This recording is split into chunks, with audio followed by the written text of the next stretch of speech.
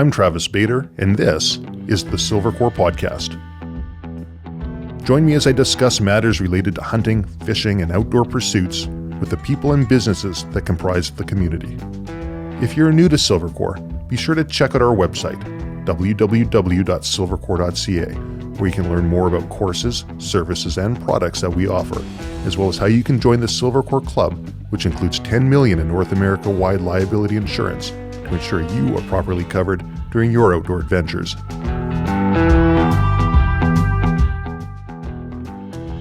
Today I'm joined by windsurfer, helicopter pilot, tech inventor, filmmaker, and founder of the revolutionary company Red 6, which uses an airborne tactical augmented reality system to train fighter pilots. Welcome to the Silvercore Podcast, my friend, Nick Bicanic. Hey, Travis. Thanks for having me on the podcast. It's been a long time since we first met back in that, I think it was the Firearms safety course in British Columbia. Oh my God, it's been forever since then. It's been, 15, 16 years? Don't know, we're not supposed to say that because that makes us seem older than we actually are. But yeah, it's been a while. Definitely over a decade. It's been a hot minute if we're going to use the parlance of today's youth. That's right, yeah.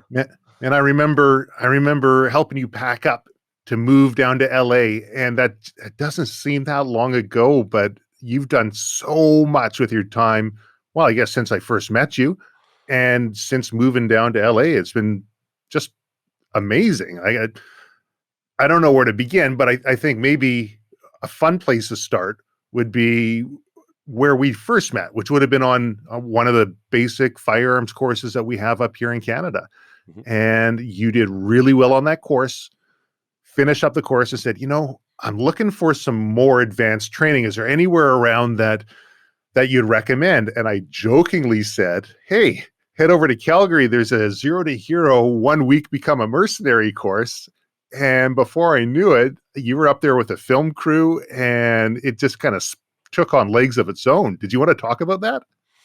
Yeah, the project that ended up becoming was called Shadow Company. It actually did spectacularly well. It was my first ever long form documentary film, and the basic idea was that I had a couple of good friends who had joined the military, but one in particular who I went to university with. He joined the British Army. He was in the infantry, and after spending a couple of years in the infantry with the usual deployments, I think they had Arctic warfare training in Canada, and they had some stuff in Northern Ireland as the usual rotations for British infantry. He left. He'd been a lawyer, and he left, and he was looking for something else to do and looking for adventure. So he ended up working as a security contractor. In particular, he was going to look at a job in Nigeria, guarding diamond mines. But for whatever reason, that didn't quite work out, although I was supposed to come and spend a bit of time with him while he was there. So one day he called me and he said, forget Nigeria, we're going to Iraq. And I said, what are you going to do? And he goes, yeah, we're going to guard, the Ministry of Oil, guard refineries. There's like tens of thousands of contractors here. I'm like, really, tens of thousands? Because at the time, it wasn't talked about as big a phenomenon as it eventually became. Right. This was prior to the Blackwater Fallujah episode and the poor guys getting hung off the bridge, and prior to a number of different incidents that brought the world's attention to how much of the security ecosystem had been outsourced. So I was looking for a project to sink my teeth into on the creative side, and that's the fact that I had some unusual access basically presented a really interesting opportunity. So the particular, I think it's called the Shooting Edge. Was it called the Shooting Edge? Yeah, I think that's where you went to. Yeah. It's called the Shooting Edge. So I got in touch with an ex-22 SAS, Special Air Services, British Army Special Forces operative by the name of Alan Bell. His nickname was Dinger when he was in the British Army, and he operated then and still does a security company based in Toronto called Globe Risk. So I got in touch with Alan, and I got in touch with Alan out of nowhere. I just remember I called him up one day and I said, hey, I want to do this documentary on security contractors. Who are they? What do they do? What kind of people are they? Why do they do it? Because I was fascinated by the idea of what kind of people chose this line of work. They chose to put themselves in harm's way. In other words, they've had military training, they've left the military, and then what? They don't have to go and do this anymore. Nobody's compelling them to do it. Mm. So of course you could argue, well, it's obvious, it's money. Yeah, but it's not quite as simple as money. It's often a bunch of other things. It's a sense of maybe searching for the glory days. Maybe you get bored being, for the sake of argument, working as a mall security guard. Maybe you don't want to be a local cop. You want to have the experience you had as part of a small unit fighting force. Mm. And you don't, how do you do that in a civilian context? No one's going to hire you to do sniper counter sniper work in a civilian context. That sort of work doesn't exist. Mm. Anyway, I contacted Alan, and Alan said initially he was skeptical because he thought, "Who's this guy and what's his agenda? Why is he calling me?" Which Right. which makes sense because especially guys like that who've had a bunch of different special forces training, they don't really trust the media. And sadly, even then and especially now, media tends to be very polarized. So everyone's Mm. looking for an angle. And I said to him early on, I said, no, there's no angle, there's no agenda, there's no media behind me. It's just me. I'm just trying to figure out who are these guys, what do they do, and why. I'm just trying to understand. Obviously, I'm looking for a story because I'm not an Mm. idiot. I've got to make something that's compelling to watch. But I'm also trying to understand what's happening in the world because sadly, as much as polarization in the media would like to have you believe, the world isn't black and white. Never has been. It's all different shades of gray. And I'm trying to understand the gray. So eventually, Alan relented and said, "Hey, listen, we're doing a 7-day pre-deployment training at this place called Shooting Edge with a bunch of JSOC guys or various different special forces trained guys who are trying to get jobs with security companies. So if you really want this, come and do this thing." Mm. So I show up day one of the course. I meet Alan for breakfast at 0500 or some equally crazy time, and no one else is with me. It's just me. And he sort of sits down. We have a bit of a chat, and breakfast finishes. And I remember he said, he goes, "So, just so you know, there's a CBC crew coming later today." And I said, "Okay." And he goes, "I hope you guys are fine being there at the same time." I'm like, "I don't care. I mean, whatever. They can do what they want."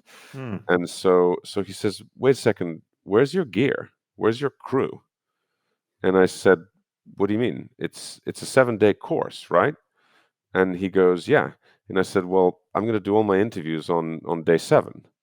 And he said, Mm. "But what are you going to do for 7 days?" I said, "I'm going to run the course." And he's like, "Wait, you want to wake up early in the morning, run up and down hills with a heavy loaded backpack, and then drive and shoot and do all the training with the guys?" I'm like, "Yeah, absolutely." He said, "Why do Mm. you want to do that?" And I said, "Well, two reasons. One, because it's fun. But two, because if I don't do that, the guys are never going to talk to me. I mean, sure, they might answer questions if forced, but it'll be yes, no answers. They don't care. They're just Mm. doing it because they're being forced to.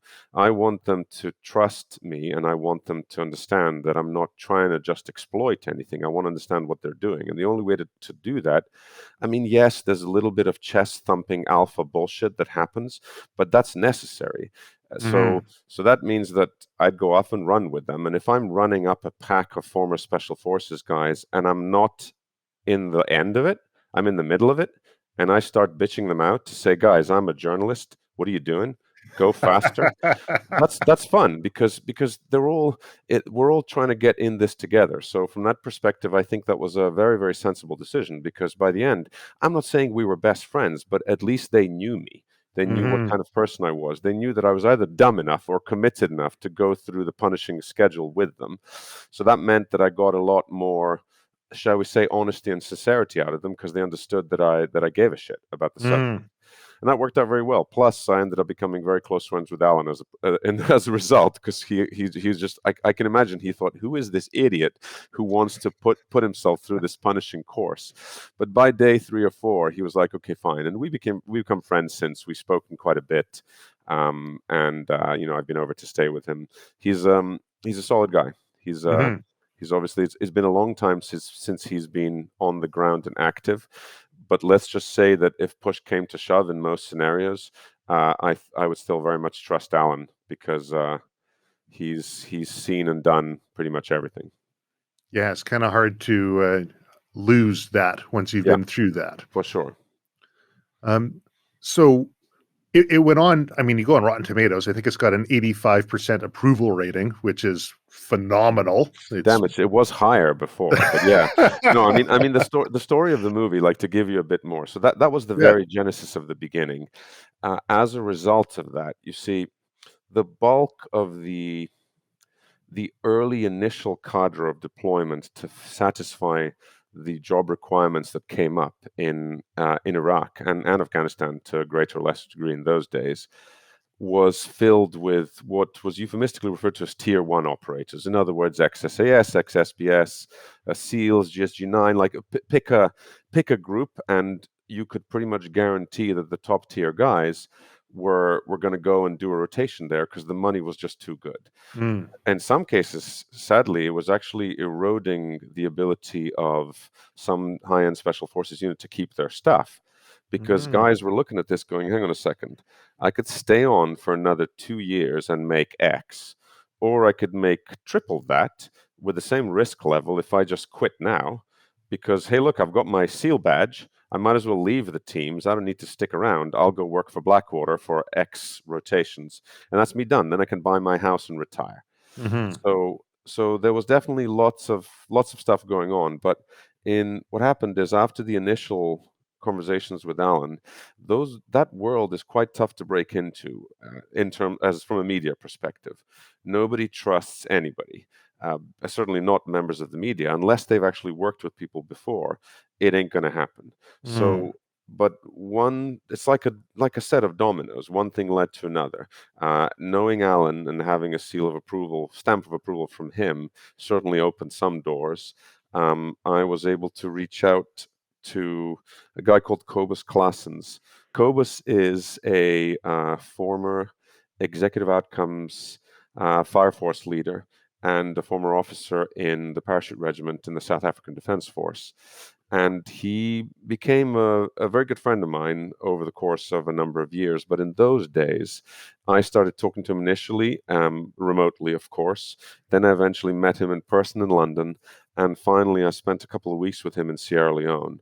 And that was fascinating because what happened in Sierra Leone in the early 90s, I mean, Sierra Leone, like sadly a bunch of West Africa, hasn't had, shall we say, the most peaceful couple of decades.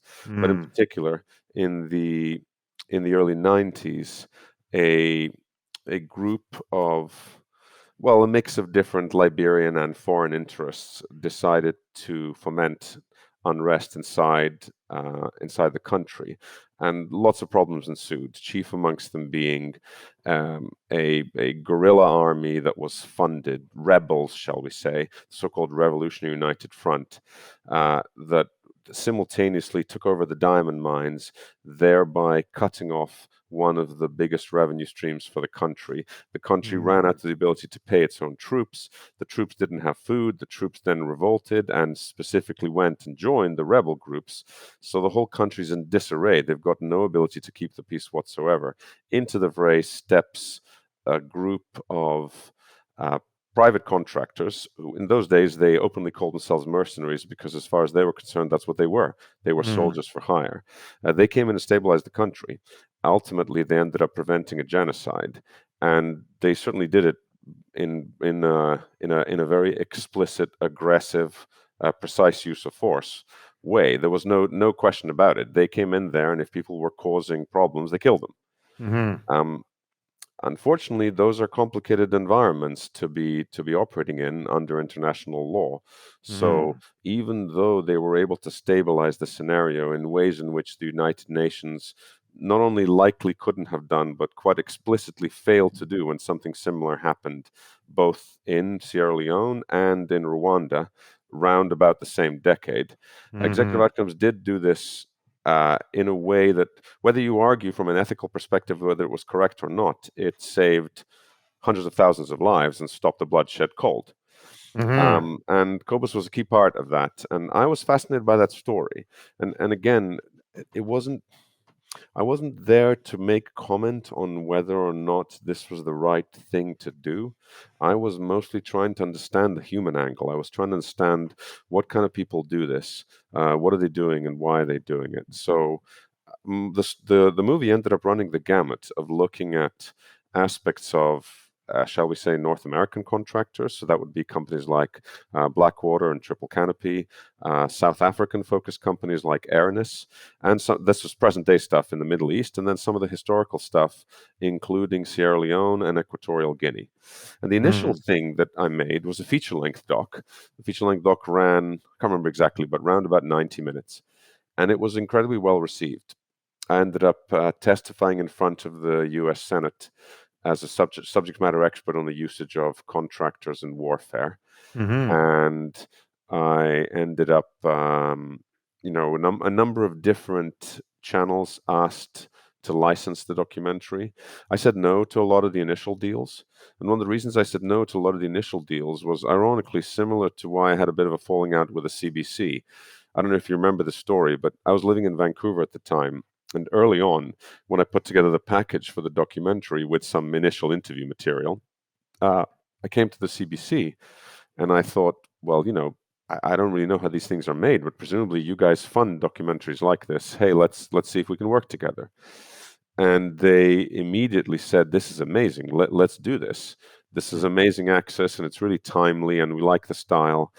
We'd love to be involved. We'll fund the whole documentary, under one condition." And I said, "What's that?" And they said, "You need to make sure the tone of the documentary is anti-security contractor, and you need to show them running roughshod over Iraqi civilians." And I said, "Hang on a second. Um, Am I suggesting for a second that this stuff never happens? Absolutely not. It does happen. And it certainly happens because when you're people, A, because people make mistakes, B, because there's bad apples around, some people are Mm. stupid.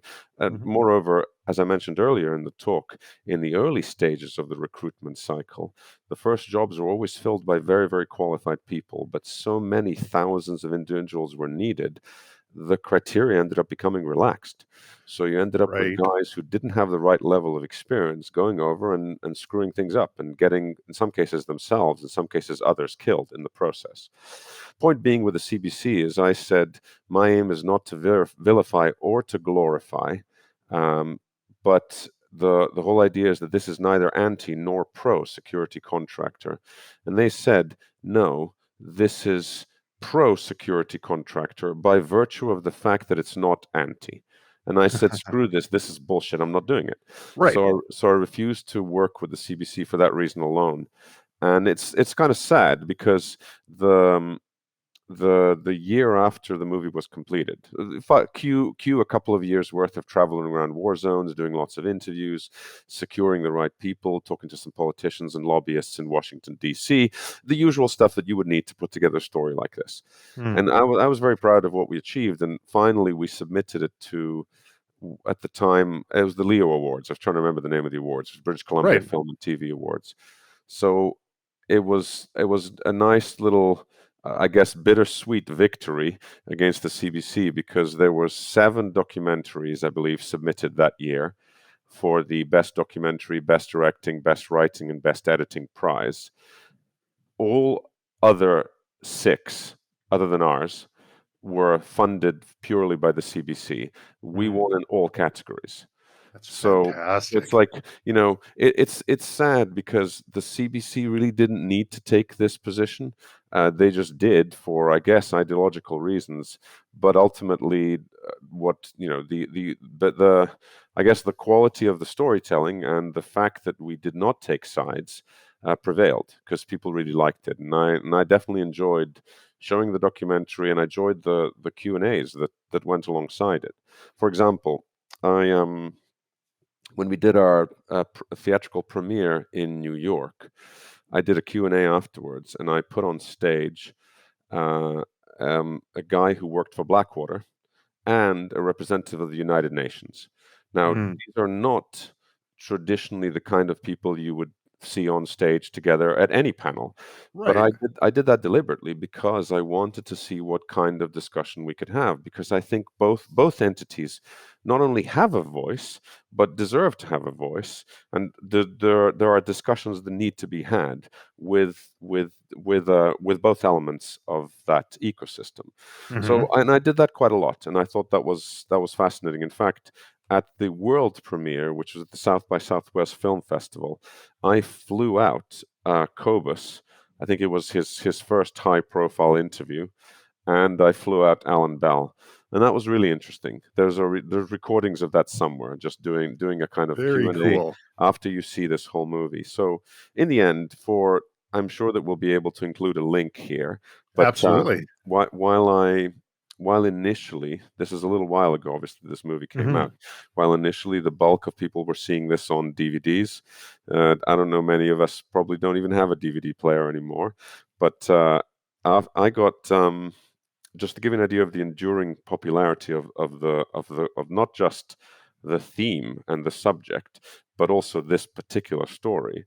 Uh, after I'd say maybe 4 years of this being out on DVD and steadily being viewed, including many academic educational institutions who would buy the license to be able to use this as part of their teaching material. I got sick of seeing and taking down on YouTube people who had illegally uploaded versions of the movie in its entirety, and they'd Hmm. racked up 2, 3 million views in some cases with ads. And I thought, Of okay, course. screw this. I'm not going to fight these guys. I'm just going to do my own. So I put the official version up. And of course, Google being Google, I never got the money back for the revenue that those guys got from the ads. They just struck them down. And the movie still, I think my official version is now at 2 million something views. But Nice. the other ones, all between them, if you add up all the illegal ones over the years, it's probably 10 million plus. And that's on top of that, a couple of years back, I did sign a foreign sales deal with a company called Journeyman, and Journeyman's entire back catalog got put on Amazon Prime. Mm. So I was surprised about a year ago. This friend of mine was watching The Kingdom. I don't know if you remember the movie with Yeah. Jamie Foxx and a bunch of other people who go to investigate a bombing in Saudi Arabia. So he sends me a photograph that he quickly took with his phone. At the end of The Kingdom, they put up, if you like this movie, you should check out Shadow Company because it's on Amazon Prime. And so I was like, wow, that's awesome. And surprise, surprise, that was when they were just promoting it. And ever since then, let's just say that for a movie that's 10 years old at this point, if not longer, there's a continuous monthly revenue stream just from people who are watching this thing on Amazon Prime. So there's still an audience for this. And I'm still as fascinated by the subject as I was. In fact, there's a segue here, if we want, Hmm. into executive outcomes, because the company that Cobus worked for, that he was one of the key players in, they occupy a special place in history as far as on the security contractor side. And I thought it was interesting enough to explore essentially a story of bad guys doing good things Hmm. that I ended up writing a screenplay about this. The screenplay is called Executive Outcomes. And there's been lots of interest from various different Hollywood players in the screenplay. But Hollywood being Hollywood, they want this for Ridley Scott to direct or pick another Hmm. famous director. Who, in this case of Ridley Scott, it was because of Black Hawk Down. And lots of people have asked to buy the screenplay, but I don't want to do that because I want to direct it. Good So for you. that's the plan. And in the process, one of the things I made is this little thing, which is a graphic novel of the entire screenplay, which was actually two reasons to do that. One was that from a director perspective, it was a fascinating exercise because the whole thing is sort of like doing a storyboard for every shot. So Right. if I can feel the movie visually, if I can visualize it, I can do the graphic novel. But second of all, it's because I'm fascinated by discovering new things and figuring out new ways to work in different environments. So understanding storytelling in a comic book is fascinating. I'll give you an example of something. So I don't know, let's pick just one panel. I'm trying to make this so the reflections aren't there. You Yeah. see, it's obvious if you think about the story that takes place in the panel, because you're looking at something that's like a movie frame. Right. Somebody is speaking, you see composition, there's stuff going on in the background. The interesting thing is the story that happens in the gap, Mm. because you're asking the reader to imagine the transition from this visual to this visual. And it's those kinds of things in a movie. This happens in a cut, so it happens very rapidly. It's just a brief second, and you're already guiding the viewer. But in a comic book, the story that happens in the gap is kind of interesting to conceptualize. And it was, for me, a fascinating challenge. Took much longer than I expected to make the graphic Right. novel. But yeah, the first printing sold out, lots of great reviews. The process of making the actual movie, yeah, let's just say it's taken a while, and I believe that it'll get there, especially nowadays with the likes of Amazon and Apple and Netflix very Mm, hungry to fill their databases with material that people find compelling, and the performance of movies like Triple Frontier or Extraction, neither of which I thought were particularly great, but they're extremely popular, and they indicate that people want thoughtful action. We're not talking about one guy, Rambo style, coming in and fighting an entire army single-handed with two rocket launchers. Yeah, that stuff worked in the 80s, but mm, nowadays there's no reason why we can't have an action movie which is a thinking man's movie, but at the same time, when violence is necessary, it should be authentic. mm, I'm talking about something that's, I don't know if you remember the movie Syriana, but mm, for example, Syriana is it's a very complicated movie to watch. It's not a lot of fun to watch, even though it's important subject matter.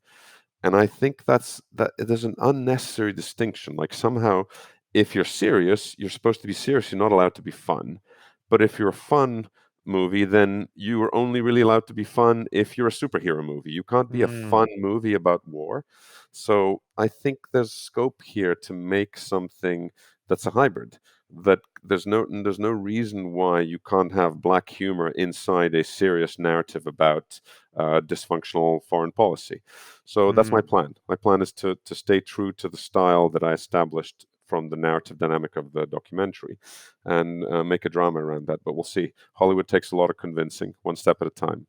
That's incredibly exciting. And I like the way that you look at it from those different perspectives. I've never actually thought about a graphic novel and the story that's being told in between frames. Mhm. That's what was your background in filmmaking? Like you're basically self-taught, aren't you? Pretty much, yeah. So from the filmmaking perspective, what happened was I obviously like millions of people in the world. I like consuming movies, Hmm. and I started dabbling in recording my own stuff when I was spending a lot of time doing outdoor activities, primarily focused on windsurfing and skiing. In particular, the first slightly longer format thing I did was when I'd sold my first startup and I moved to Hawaii. So I was living on the North Shore of Maui, and I recorded lots of different interviews with people and lots of different. This is a long time ago. I'm old, but this was pre GoPro, believe it or not. So you couldn't just slap a GoPro on a helmet. We were making custom waterproof housings with remote triggers for cameras that would stick on a nose of the board or somewhere on the sail or the mast in order to be able to record different water sports activities. But for me, you know, I don't know how many surfing or snowboarding movies you've watched, but there's A only fair so number. yeah, there's only so many times that I can see a guy doing a bottom Mm. turn and a cutback with some cool thrashing rock track in the background. It gets a little boring to me. I wanted more. It's the human angle that I was interested. So the particular piece I made was called Stuck, and it was because specifically the Hawaiian Islands, for a European. I mean, I was born and raised in what was then Yugoslavia, eventually became Croatia, so very much European, every aspect of my upbringing. And Maui's really far, it's halfway around the world. But I found that there was a lot of people there who come there for one reason, and then they end up, one thing leads to another, and suddenly 5 years has gone by and they're still there. Mm. So that's why I called the project Stuck, because people get stuck there for a variety of different reasons. So I made this 15-minute short film called Stuck, which I really liked. And I wasn't sure exactly whether for me, this wasn't a career. This was just, it was a fun thing to do on the side. And when round towards the tail end of my time living in Hawaii, I had I was lucky and the timing was right. and obviously some element of skill, etc., came into play. But there's a lot of luck involved. But I sold a startup successfully when I was 20, just before my 24th birthday, Mm. and so I was lucky to be able to have lots of freedom. I spent somewhere in the order of a year and a half on the North Shore of Hawaii trying to figure out what to do next. In the process, fell in love with a girl that I'm still in love with, and which is a good thing, because if I wasn't in love with her, it'd be a bit of a problem. Been together for a very long time. I know, Yeah. and she became, she was a soulmate as well as a creative partner as well as a professional partner, and actually. She was the one who challenged me to transition into film because she saw some stuff that I'd made and she thought it was pretty good. But she herself was a professional. She was Right. an actress and a writer, and she'd worked on a number of different shows as a lead and or guest star in Vancouver. And she starred in 2 movies.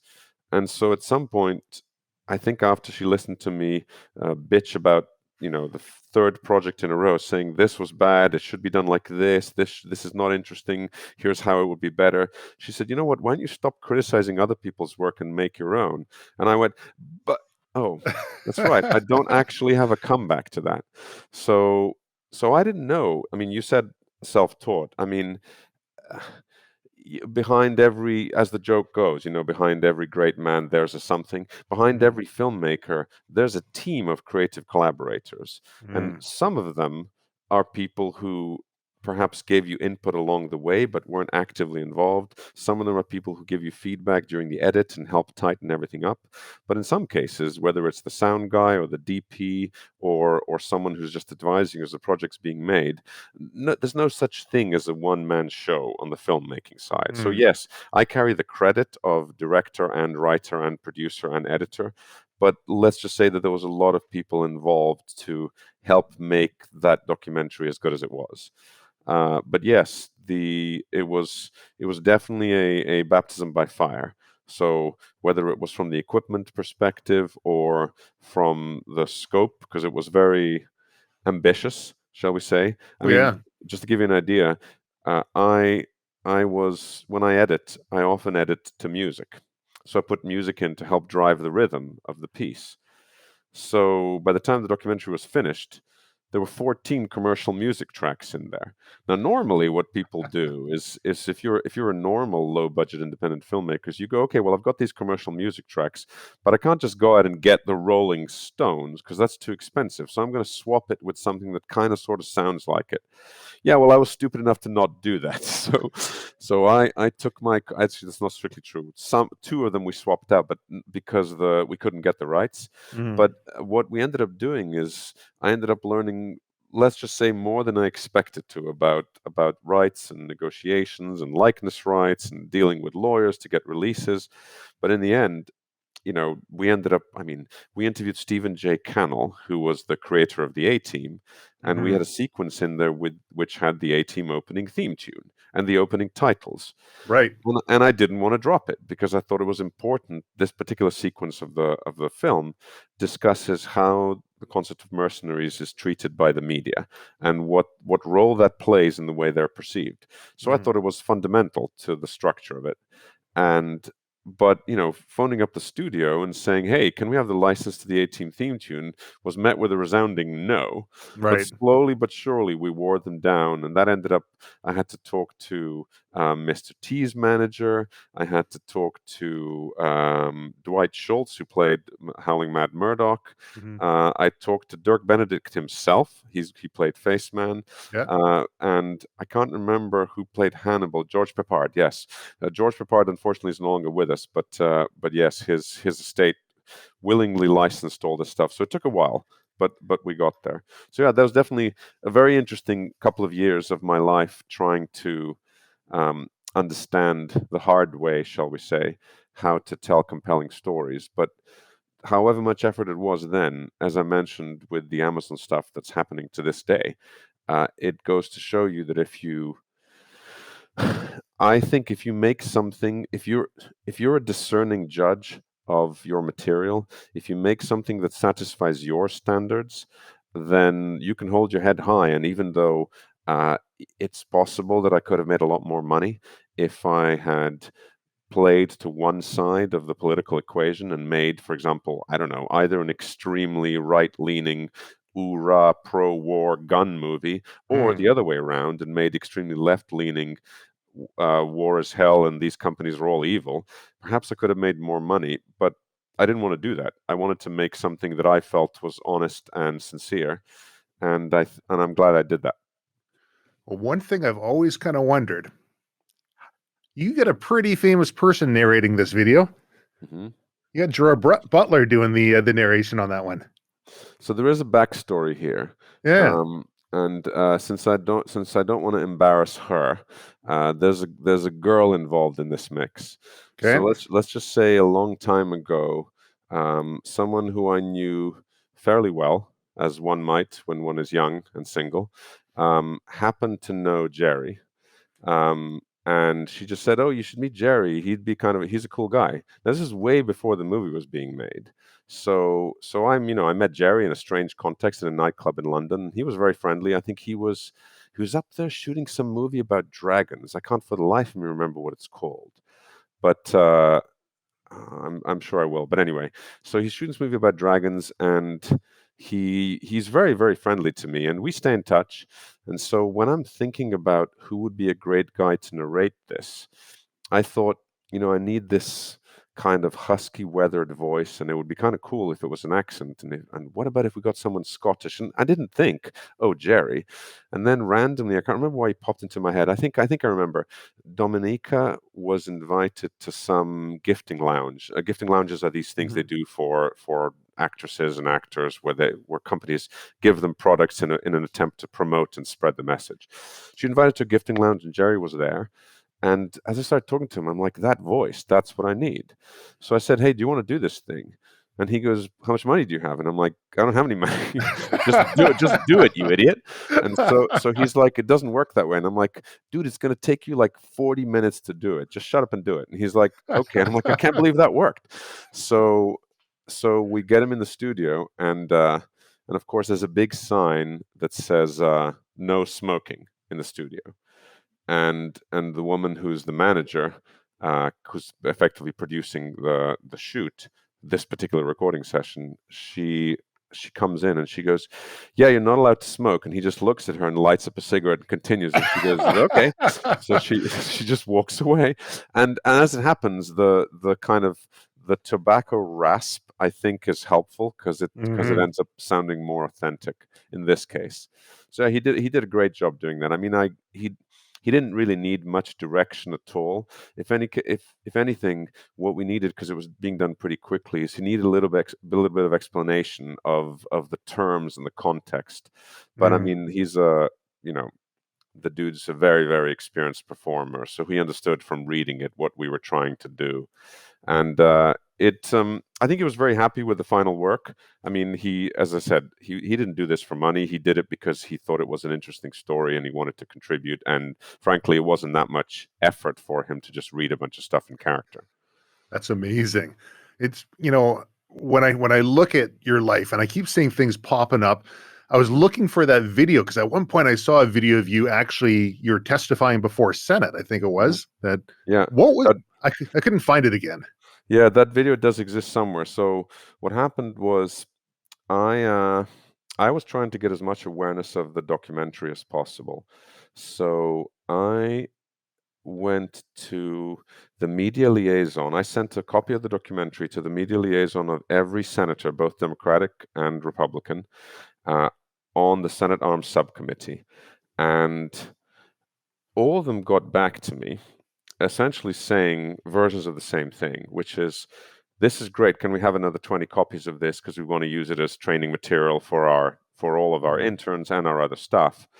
But we can't give you an official statement because," and it depends on whether they were Democrat or Republican. In the case of the Democrats, they said because it isn't sufficiently on brand for what we're doing. Mm. And in the case of the Republicans, they said, well, it takes slight digs at the current administration, and their handling of the conflict in Iraq, so therefore we don't really want to publicly support it. But it's amazing. Can we have some more, please? So I thought that was pretty funny. In particular, the line they wanted taken out is there was a line in there where one of the characters says, um, George Bush created a Wild West scenario in Iraq. If you've got a Right. gun and you're for hire, there's work for you. So I say to the guy, I'm talking to him on the phone, I go, but that's true. And he goes, yeah, I know that's true, but we just don't want to officially say that. And I'm like, oh, well, it is what it is. Right. So in the end, what happened was the late Ted Kennedy was the exception. And he said, this is great. And I would like to officially hold a screening on Capitol Hill with a Q&A. And we did do that. We hired a private theater somewhere, and we invited a bunch of staffers. And a number, while very few actual members of Congress came to that screening, they did send, almost everybody sent a representative, as there was a lot of media coverage of that event.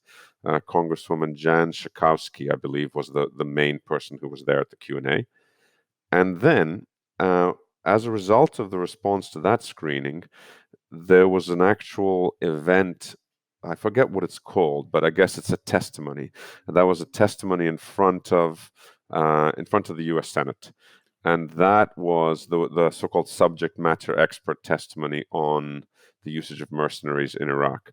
But the funny part is that it was, for someone who's never done this before, namely me, it was Right. a really interesting introduction into how this stuff actually works. You see, I thought that the idea was I come there, I make my 5-minute statement, which I'm being asked to prepare, and then I'm asked questions, and I'm assuming that they want to know the answers to the questions. That's why I'm there to answer those questions, because I'm the expert. Yeah, Yeah, makes sense. that's not what actually happens. What actually happens is they want to get the questions on record. They care Right. quite a bit less about the answer that I give than they do about getting their statement on record. And I mean this across the board, both on the Republican and the Democrat side, because when all is said and done, what's necessary is for them to show that they're making an effort and thinking about a particular thing. So I was frankly astounded by how their questions demonstrated how little they knew about the subject. And I Mhm. mean, I can understand if you just get plucked in the middle of nowhere at a barbecue and somebody starts talking to you about a particular subject that's very, very niche, that you may not know about it. But if it's the usage of contractors in a major conflict that the country is involved in, and on top of that, it's a session that you're preparing for, and on top of that, somebody is preparing questions for you, it was baffling to me that the questions seemed a bit inane.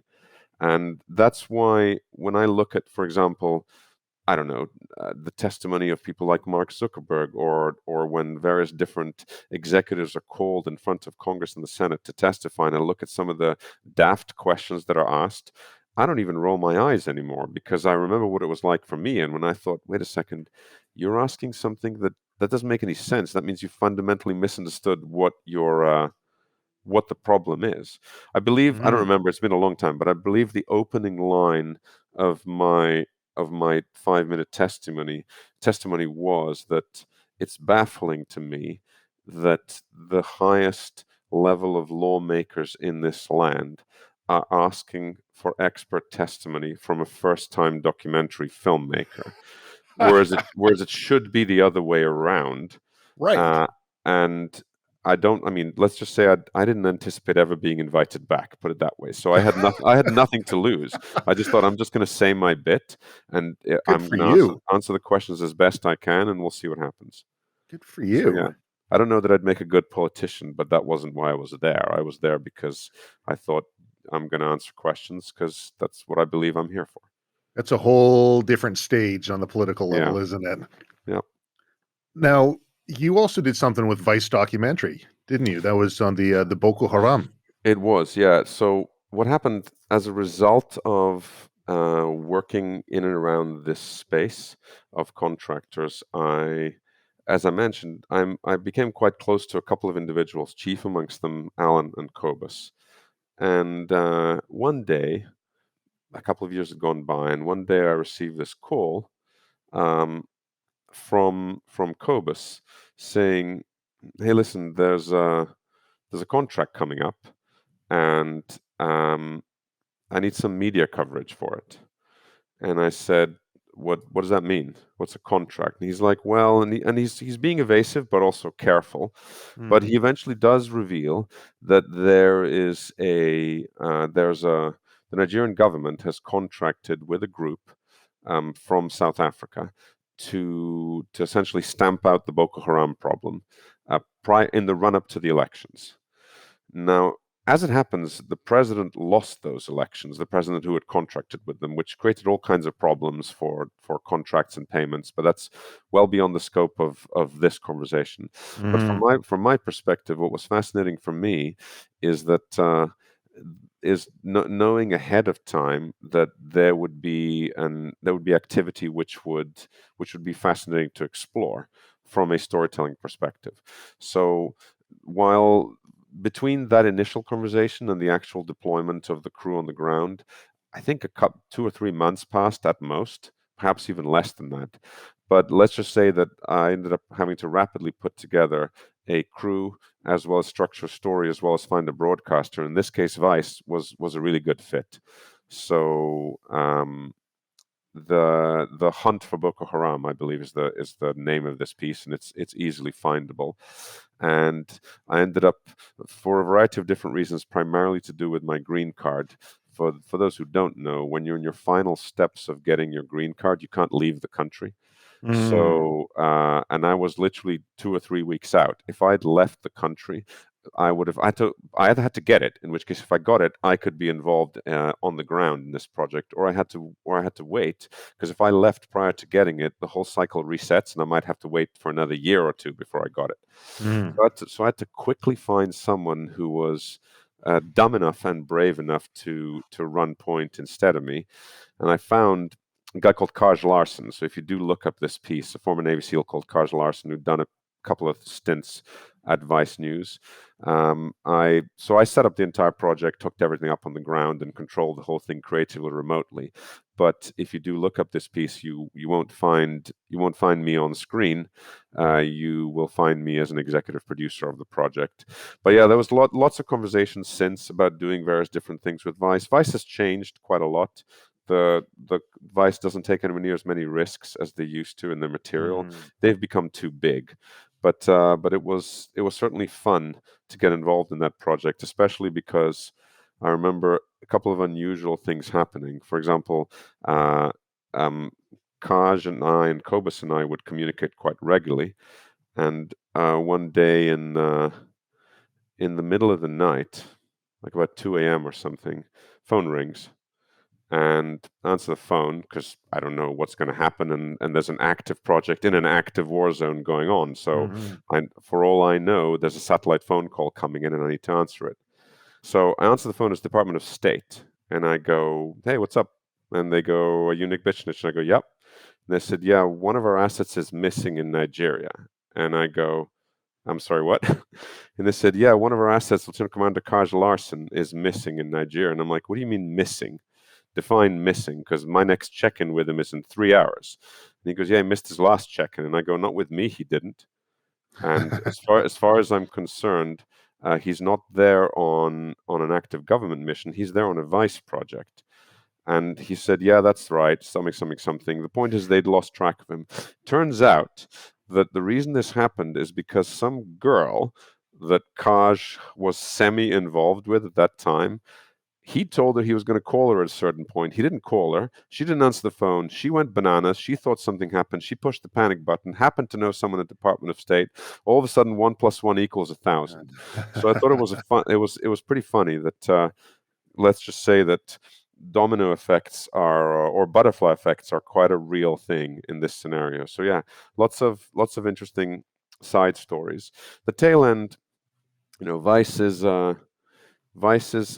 a lovely place to be if they're willing to take certain risks, but it's also a nasty place to be because it's very easy to get screwed over as an independent filmmaker by Vice. Mm. And sadly, that happened in this case because they wanted to do another piece about Boko Haram, and they did it using some contacts that were mine. But without asking me about this, I didn't even know it was happening until my guys called me and said, "What's going on? Why is Vice doing a follow-up piece?" So it's a shitty thing to do, but it's the prerogative of big broadcasters. So you got to be careful Mm, because you're playing with fire when you play with companies like that. no kidding. Well, it's a hell of a good documentary. I'm going to put a link to it in the podcast on YouTube as well.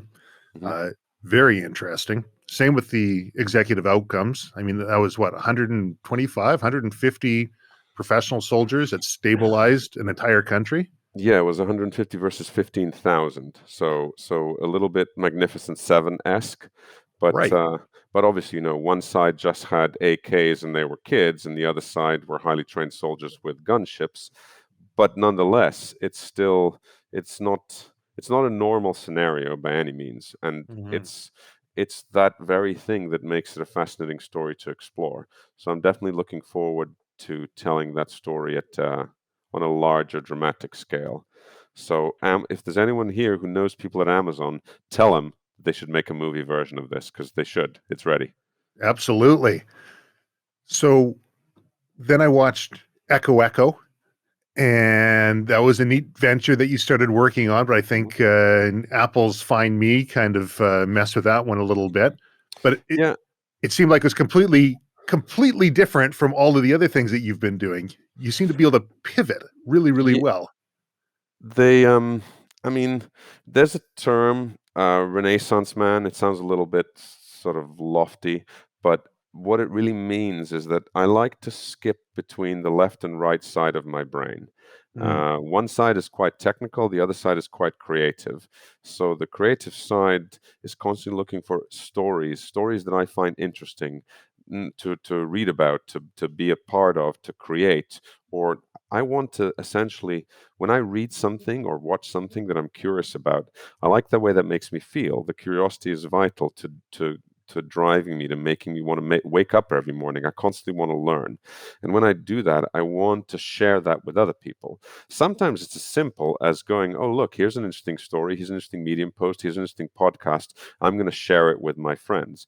But sometimes it's a lot more complicated than that. Sometimes it's my particular way of looking at the story, and I connect this fact with this fact, and in the middle, I add a little bit of a spin to it.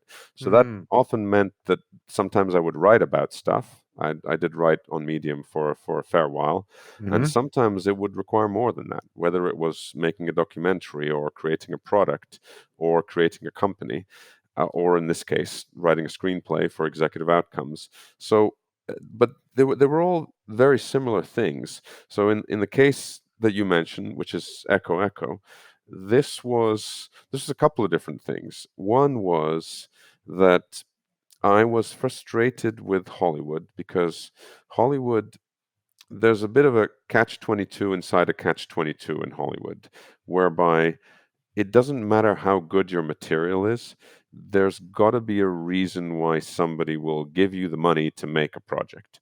mm, And usually the reason is because you made a project before and it was really successful. Yeah, that's great. But how do you make the first project?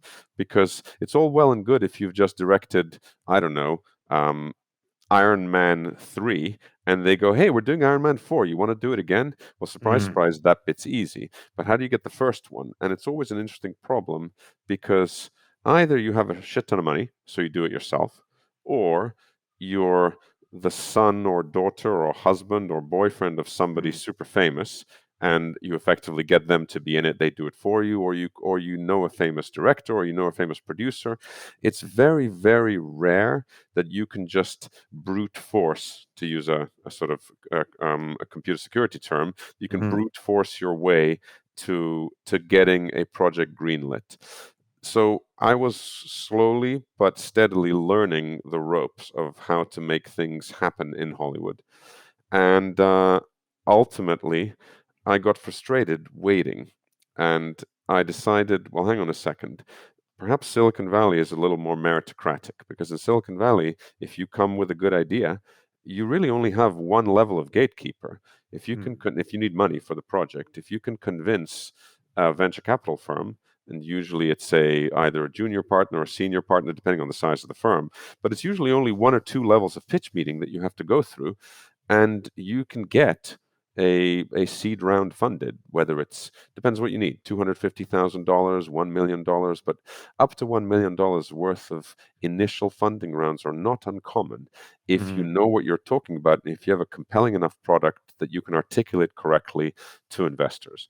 mm, So that's exactly what happened with Echo Echo. This was prior to the days of Find My Phone and prior to the days of being able to send your location very easily. I was frustrated because I had just moved to Los Angeles and I found it hard to meet up with my girlfriend because I would constantly go, okay, it's a giant city. I'm driving everywhere. There's no real core that you can walk around like there is in many other cities, including Vancouver, where we'd been living up until mm, then. So my most common text message I was sent to my girlfriend was, "Where are you?" And she'd go, "Oh, I'm at the corner of, I don't know, Melrose and Third." Well, that's great, but I have no idea where that is because I don't know LA. So I would type into my phone to Google Melrose and Third, and up would pop up a blue dot with where Melrose, sorry, not a blue dot, up would pop up a dot of Melrose and Third. The problem is, I now know where she is, but she doesn't know where I am. mm, So that's annoying. So I thought this is ridiculous. There's got to be a better way of doing this. There's got to be a simple way that I can ping. That's the echo. And if she responds, pops up on her phone saying, Nick wants to know where you are, yes or no. And if she says no, nothing happens. If she says yes, we see each other immediately and we can find each other. And we even had the ability to click and suggest a meeting point. It would suggest a meeting point like you could hit, okay, I want this Starbucks. Then we would both get a ping saying, hey, meeting at this Starbucks, go. And we'd find each other. Super simple, super elegant. Surprise, surprise, Google Ventures backed this because it's an easy and obvious addition to Google Maps. And for a variety of different reasons, lots of lessons learned along the way. It didn't quite work out as a startup, but it was a fascinating, uh, accelerated learning experience of how to structure startups, how does venture capital work in Silicon Valley, how to make cross-platform applications, because ultimately we ended up doing this on Android and iPhone and BlackBerry and Nokia, which mm. was, well, for a hot second there, it looked like Nokia might actually be a platform, which, but for all intents and purposes, they should have been, but they dropped the ball. So yeah, that was my first, certainly not my first technology startup, because my first technology startup was the one back in the UK that I sold successfully. But this was my first mobile application and also my first Silicon Valley rodeo, not the Mm, last by any means. So it was a an interesting time because what I ended up realizing fairly rapidly was that where I'm happiest and also most valuable to a company, because essentially it's fine to go, oh, to myself, but ultimately when you're part of the company is greater than you, not just because of the fact that there are other employees involved and as a team, but also because you are ultimately responsible to your investors. It's mm, not just about you, even though you might be an interesting part of the company's fame and growth potential and PR. It's about return on investment because ultimately, if you can do that bit successfully, then investors will back you for other things because you've given them success once. I realized that where I add the most value is in being able to, shall we say, see into the future a little bit further than other people can see. There's a there's an old phrase which is which is a funny one, which is that the difference between talent and genius. I don't know if you ever heard that one before, no. but so talent hits a target that other people can't hit. Right? That makes sense, right? You know, there's a Mhm, target there, and people are trying to hit it, and they can see it, they can hit it, they keep missing it. Talent can go bang and hit it. Genius hits a target that no one else can see. mm, So it means that you're looking slightly ahead and slightly around the corner because if you can't see the target, well, you can't hit the thing. That doesn't make any sense, right? Except that's the point, is that you need to be aiming at something that other people can't see. Now, mhm. without at the risk of, I say this obviously at the risk of sounding, hey, I'm a genius, which sounds ridiculous. But what I mean is the flip side of that is madness, right? Because you could also Mhm, say madness hits a target no one else can see. Well, yeah, because if there's no target, why the hell are you aiming at it? There's nothing. mhm. What if there's nothing there? And that's a problem. But that's exactly the line that I live in on a daily basis. I'm slightly ahead of the curve constantly, which means that if I'm right, then that's a phenomenal success. But if I'm wrong, then I'm just some idiot who's doing something that no one else is doing. So all I've got to do is just keep on the right side of that line, and I'll be fine. So in whether now, if I'm a little early, that's okay, so long as I can convince the right people to back me. I'll line things up correctly. But when you're ahead of the curve like that, the ability to articulate, define the vocabulary, explain, motivate and convince people to join you on your journey, understand how to communicate to a technical audience, a commercial audience, a financial audience, and kind of sit in the middle of all those things. That's where the value add lies. Mm. Or if you wish, the genius slash madness coin, depending on how you flip it. Hmm. So that's where I constantly live. That's how I invent. So if I look at, for example, uh, people sometimes ask me, how do you come up with ideas? Well, it's easy to come up with ideas for me, because fundamentally things out there are often broken. I'll give you a ridiculously simple example that I never actioned. For example, I don't know, I go into a restaurant and I'll pick up a salt shaker that's clearly full of salt, and I shake it and nothing comes out.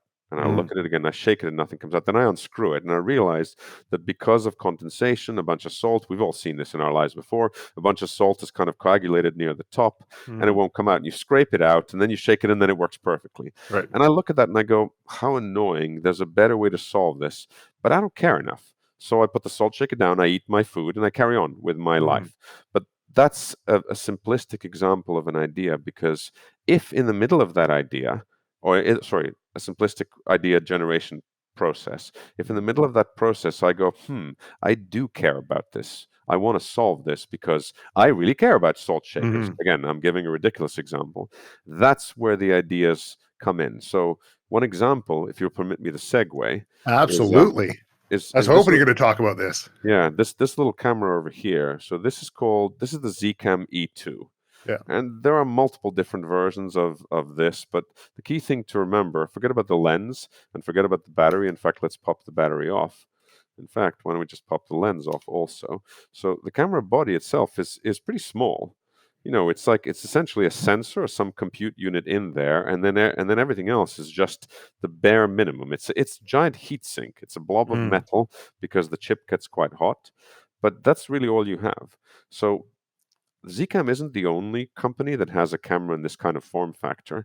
Blackmagic definitely led the idea of making small form factor cinematic cameras. But nowadays, even Red, with the Red Komodo, has a Right. camera in this kind of form factor. So the problem with this is you try to use this kind of in a real world context, the ergonomics are insane. I mean, look, there's one button here, there's four buttons here, and there's four more buttons here. You want to change the aperture or change the shutter speed, you need to click one button twice, another button twice, and then the first button again. So it's 5 clicks to make something that should really be a click of a dial. So I remember getting sent this to evaluate it because I was working a lot in virtual reality and augmented reality, making various Hmm. different projects. And these small cameras were quite useful for reasons that are boring to explain, but let's just assume they were. Hmm. So I remember I was evaluating this. The first thing I thought was, I'm like, there's got to be a better way. There's got to be some kind of a handle that we can connect to a camera like this, and make it so that you have these dials right at your fingertips. And I looked around and I thought, nobody's made one. So I thought, well, maybe I'll just make one and see if it works. So I did. I made one. I don't know exactly where the first prototype is, but it looked a little bit like this. This is actually a retail model. Yeah. There's a metal chassis. The metal chassis mounts onto the camera, and then there's two dials. It's hard to tell, but these Yeah. dials rotate and click inwards as well. And then there's a main record start stop button, and then there's a wooden CNC'd outer body. And there was no real reason to make this in wood other than I like the touch of wood. So I thought, screw it, I'm going to use wood. So in the process, I had to learn a lot about 3D printing and machining and CAD/CAM design, as well as electronics design. So when I made this, I made an initial prototype, and I figured, I didn't think, oh, this is a product. I thought this is a problem, and this is how I would solve it. and I showed it off to a couple of people in the industry, and they all said, "Give me this immediately. I want this because this is I can't the camera can't function without it." So I thought, okay, fine, it's a product. Made the first batch of 100, put up a pre-sale. They sold out within 2 hours, and I thought, oh, okay, this Wow. really is a product. So then we did a batch of 200, then we did a batch of 300, and slowly but surely it becomes essentially the main camera handle for the entire Zcam range. This I believe this is olive wood, so there's different flavors of wood. This is bamboo. There's a zebra lying around somewhere, but this is multi-jet. So this is 3D printed, but on a much more expensive 3D printer. It has a bit of a texture to it. So the idea was that you could connect this thing to the camera using this port right there, and then you could program it using the USB-C. And we made it as simple as possible because there's a there's an important thing in product design. It's not just about identifying the problem set, and it's not just about having a bunch of features. It's, for me at least, it's knowing what features to say no to, Mm. because it's very easy to just add crap to things. It Mhm. doesn't matter whether it's a car dashboard or whether it's a weapon system. The point is you can always add crap onto it. What's difficult you can always add features by adding more crap. What's Right. difficult is how do you add features by removing crap? How do you make things that are streamlined and simple to control? And I don't mean, oh, let's make everything controllable by one button. And if you click the button for 2 seconds, then it does one thing. If you click it for 3 seconds, it does another thing. Mm. Because then you're just shooting yourself in the face. Things need to be usable. As the rule goes, that there are multiple different quote unquote rules of thumb in user experience design. But when you're making something for humans to use, they've got to be able to rapidly know three things. One is, where are they? And I don't mean physically located. I mean in the product cycle, whether it's a menu system or whether it's a particular lever selection switch. Where are they? What are the options? And how do they get to them? The end. Mhm. If you can intuitively understand all three of those things, then you can optimize and design a system to make things streamlined while they're being used. And I apply that principle to product design, to storytelling, to software design, to architecture design.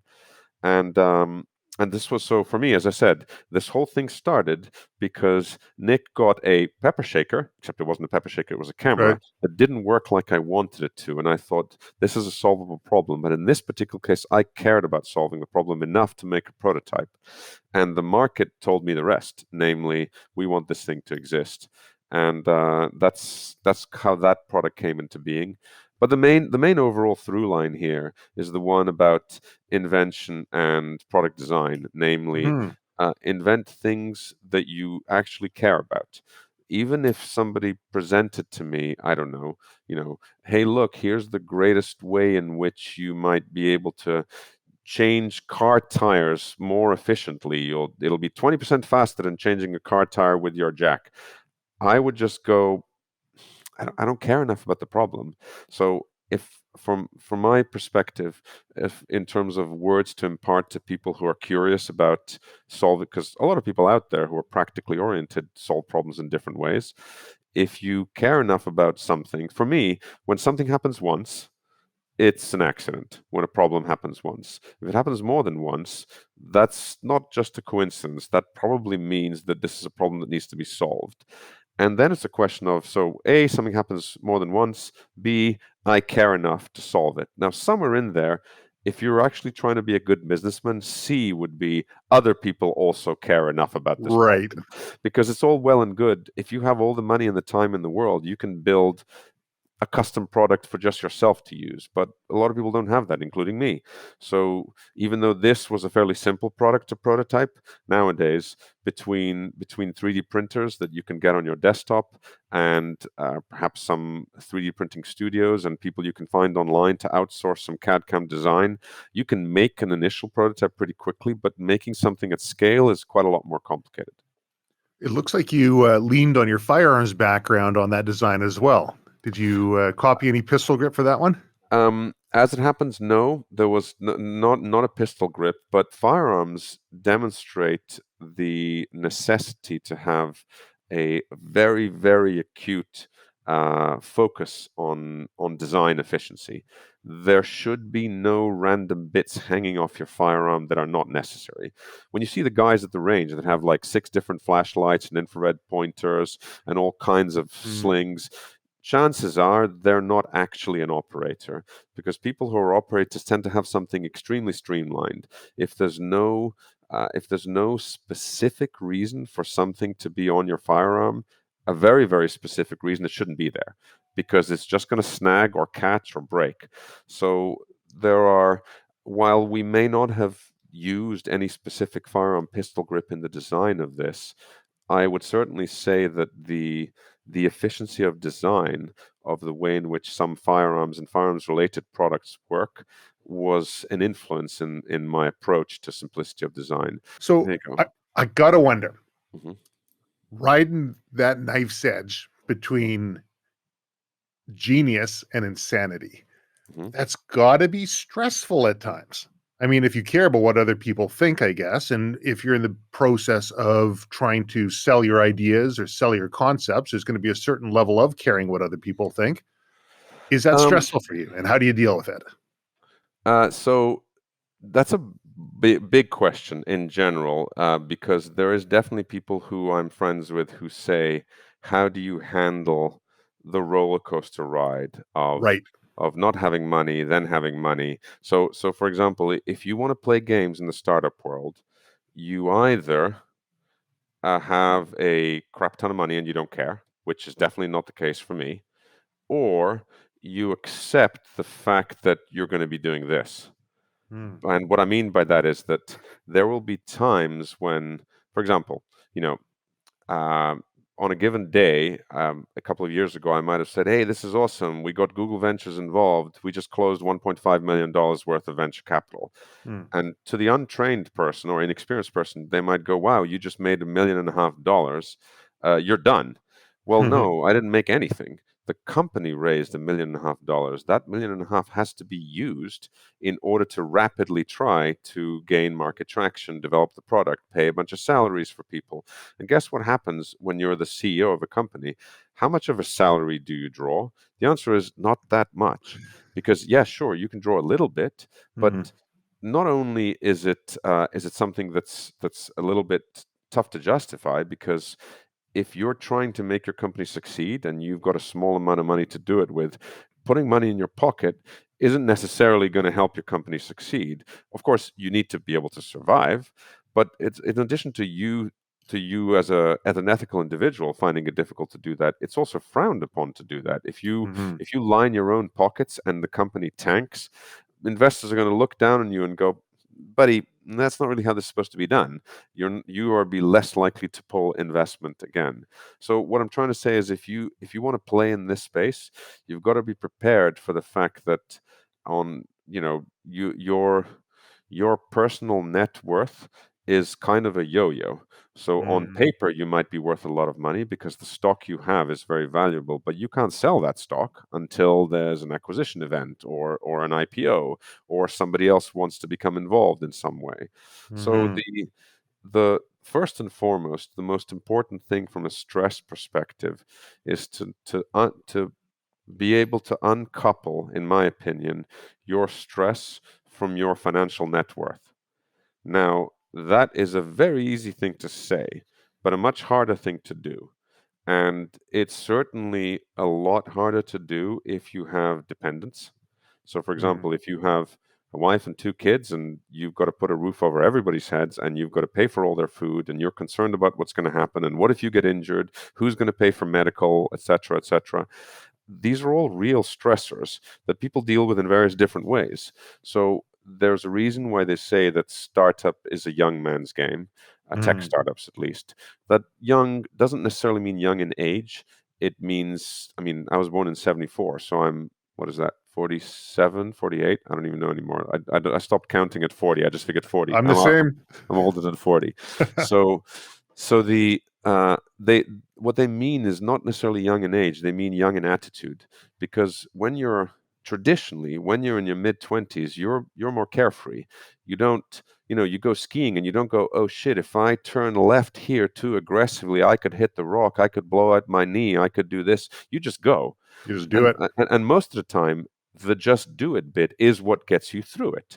Hmm. Because if you sit and hesitate, well, guess what? You won't make that turn. I'm talking about skiing specifically, but it applies to any risk-taking activity. And it's a little bit similar. Again, when you're in your 20s, you're trying to do business decisions. You might go, wait, I've got to gamble my entire net worth on this idea, and if I screw up, I'm screwed. And you might go, fuck it, let's do it because I can always get another job. Hmm. But you make yourself older, you add wife and kids and mortgage payments. It's difficult to make those kind of risk-taking decisions. Same way as oftentimes as you get older, you start questioning your own physical abilities. Go back to the skiing analogy, and you go, Hmm. "Ooh, I better be careful because my back and my knees and my hips, I might not be able to do that." So I've been lucky in this. I've been either lucky or stupid, or going back to the whole genius and madness thing that we've been talking about, where I'm still willing to take significant amounts of risks. Now, while I have a very happy long relationship, which it's not officially labeled under the standards of a marriage because we've never been married, but for all intents and purposes, we've lived together for the better part of 16, 17 years now, Hmm. and the while there's obviously a level of respect and, shall we say, responsibility that's mutual in that equation, there are no kids. So perhaps that allows me to think about things in a slightly different way. But frankly, I don't think it's that. I don't think it's as simple as that one thing. I think it's a mental attitude. I think Hmm. it's just deciding that I want to. I'm trying to think about it. Part of the way in which I live my life is to stay to hold on to the ability to to make these creative free choices. If I'm not able to make them, I'm I'm not going to be happy, and if I'm not happy, I'm not creative. So it's like a vicious circle. In a Hmm. sense, I force myself to take the leap in order to be happy about it, which then helps me succeed in making the leap. I know it might sound like a little bit like mumbo jumbo, but to loop Hmm. that back to your question about how do you handle the stresses, uh, I choose to ignore them. Hmm. I don't know if that's. I know it's easier said than done. I mean, if you go to someone who is suffering from extreme anxiety, I don't know, something simple like they're really nervous about public speaking, and they're about to go and talk to present to a big group of people who are their peers, and they're shitting themselves because even though they've rehearsed absolutely everything, they know their material, they're still nervous because what if it doesn't work, or what if they're suffering from imposter syndrome? I'm not Hmm. suggesting that these are things that people shouldn't feel.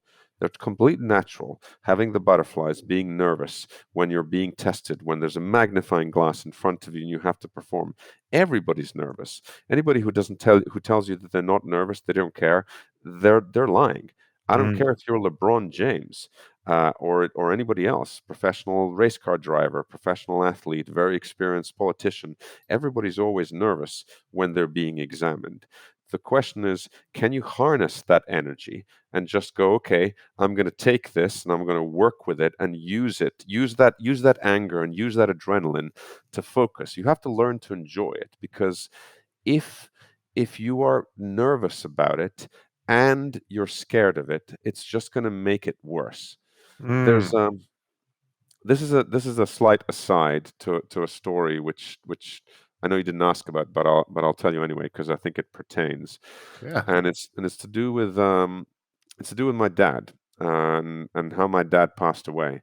So my dad died of a heart attack, and I was fortunate because we didn't know it was going to happen. It was sudden, but although we knew that he had a weak heart, so at the same time as being sudden, it also wasn't a total surprise.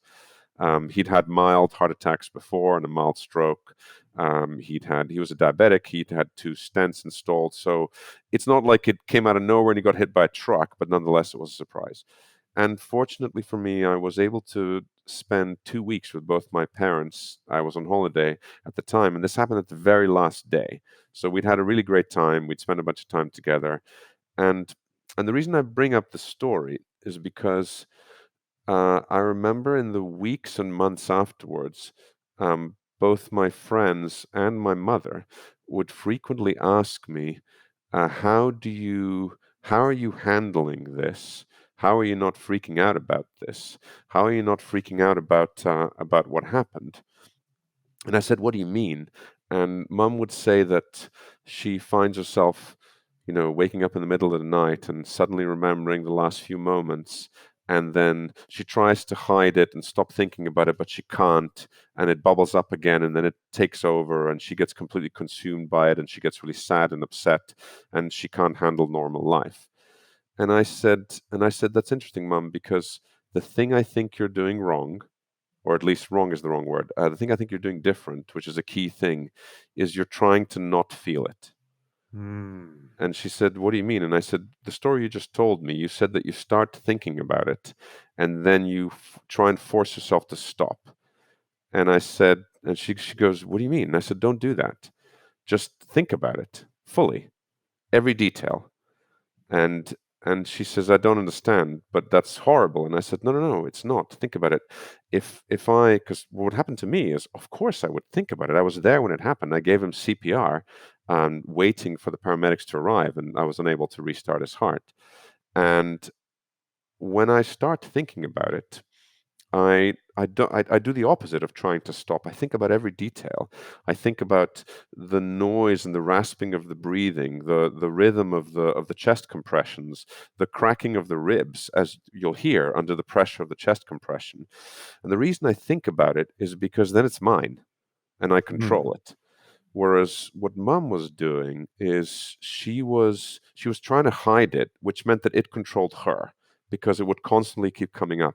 And I bring that up as a story because I think it's similar to how you end up handling stress, where when stress can easily be overwhelming and it can easily control every aspect of what you're doing, whether it's lack of confidence or anxiety or many other aspects of nerves when you're putting yourself into emotional roller coasters. And Hmm. if you try to push it away, ultimately, unless you're some kind of sociopath, you will fail because you can't hide these things. They're stronger than you. So instead, I think you have to just accept it. If anything, you have to run towards it. Because if you run towards it, then you're in control of it. And then ultimately, that's the way you get through it. Sorry, this went a little bit serious, perhaps more I serious no, than I quite like that. Honestly, it's funny because that attitude towards stress, I've never actually thought of that correlation. When my kids are afraid of something, I Mhm. sit them down and I say, "Are you afraid of it or are you excited?" And they say, "Well, what do you mean?" And I do my best to help them reframe whatever that nervous energy is or whatever that fear is into something that's positive. It's positive because it's exciting. You're doing something you haven't done before. Not, I'm afraid because I'm doing something I haven't done before. But you take the exact same approach with stress. You're essentially reframing what you're feeling into something that's more positive and something that you have control over. Yeah, 100%. And in many instances, as I think we both know, the most important thing is the first step. Because once you get out onto that stage, or once you start the pitch meeting, once you start the phone call, whatever it might be, at that point you can't back out. I mean, obviously you still can, but the ball's already Nope. rolling. So the idea is that so long as you get the reframing, it's a mental. The whole thing is a mental game. Stress always is, and it's a game you play with yourself to see if you can make that first step. And once you do that, then you're okay. And obviously, the more times you do it, the easier it ends up being. And yes, of course, past history is extremely helpful. For Mm, example, it's much easier. The 15th pitch to investors is a hell of a lot easier than the first one. mm. And once you've run out of money once before and bounced back to do something else, you feel less worried about running out of money again because you go, hey, you know what? Easy come, easy go. I'll figure out a solution. But this is not a path for everybody. There are, and I should stress, oh, forgiving the pun, I should stress that I in no way look down on people who decide that this is not for them, that they would rather have the safe job, the 9 to 5 that guarantees them a certain amount of income, and then they have their weekends that are completely carefree to spend time with their families.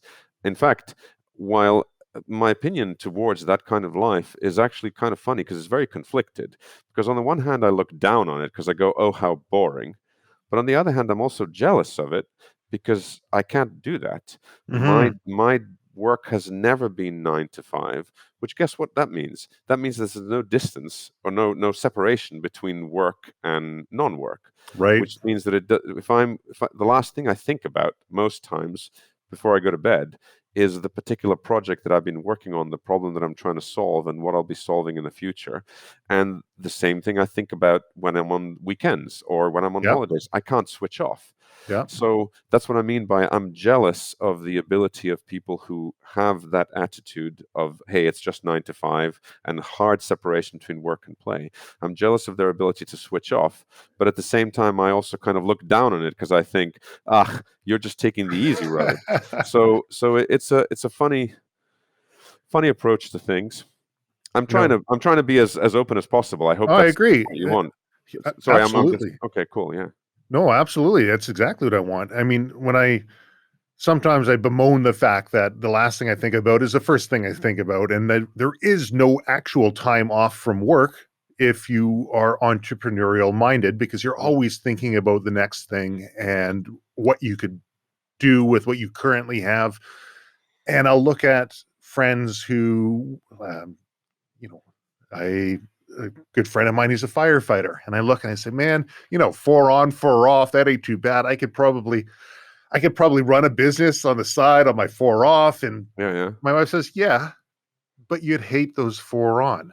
You wouldn't fit in that mold on that 4 on when you're in there, because you'd be constantly thinking about new things or trying to do things differently. And that's not what the firefighter group mentality is like. You wouldn't fit in there. So For sure. you mentioned imposter syndrome, and that's something that a lot of people who are trying to break new ground or do something that's sort of revolutionary, either in general or within their realm, will feel. Is that Mhm. something that you have to deal with Uh, often? as it happens, I've never had to deal with imposter syndrome, and I find it hard uh, to to kind of understand exactly what people are going through who I have worked with in the past, who I feel are quite talented, who tell me they suffer from it. And I Mm, think that comes down to some of the reframing of stress that you had talked about. I mm, think I just instinctively end up, if I do feel it, I reframe it so quickly that I don't even notice. mm, Meaning there are certainly environments that I've been in. For example, when I made that documentary film, it's the first documentary I've ever made. mm, And I'm sitting there in a room doing a talk or winning an award, surrounded by people who are on their eighth or ninth documentary. And by all accounts, I should be going like, who the hell am I? I don't really deserve to be here, except I'm comfortable with the product that I've made or invention and or whatever it is. I'm just using one story to kind of mhm, answer another. So from that perspective, as I said, I either don't feel it, or if I do feel it, I reframe it so quickly that it doesn't really affect me. mm, I mean, there's a nasty part to this that hopefully doesn't happen, but I've seen it happen to some people, and that's if you need to be very self-aware for this stuff not to come off as sociopathic ego. mhm, Because if you're if you're on the wrong side of that, in other words, if you take the view that I'm the best thing in the world and I don't listen to criticism, so screw you, you're either with me or against me, that's a problem. And the reason that's a problem is, number one, because you'll never improve, because you have to be able to take input from other people very quickly and pivot, as it were. You talked mm, about pivoting before. I know you meant it in a slightly different way, but I think by definition, we're constantly pivoting as people, and certainly from a product perspective, you constantly have to keep accepting tweaks from others. But there are definitely people out there who can mask uh, deep insecurities with copious quantities of arrogance and bluster. Mm. And sometimes the idea of, oh, it's okay, I'll just reframe all my fear and nerves and stress and anxiety as confidence, it's not really, that's not a reframe. It's a false confidence. What you're really doing is you're just hiding it and you're masking it. And the Mm. problem, and that'll trick some people, but as the saying goes, you can trick some of the people some of the time, but you can't trick all. How does it go? Wait, you can trick all Some of them all the time. some of them all the time, or all of them some of the time. You can't trick all of them all the time. So eventually that facade breaks down.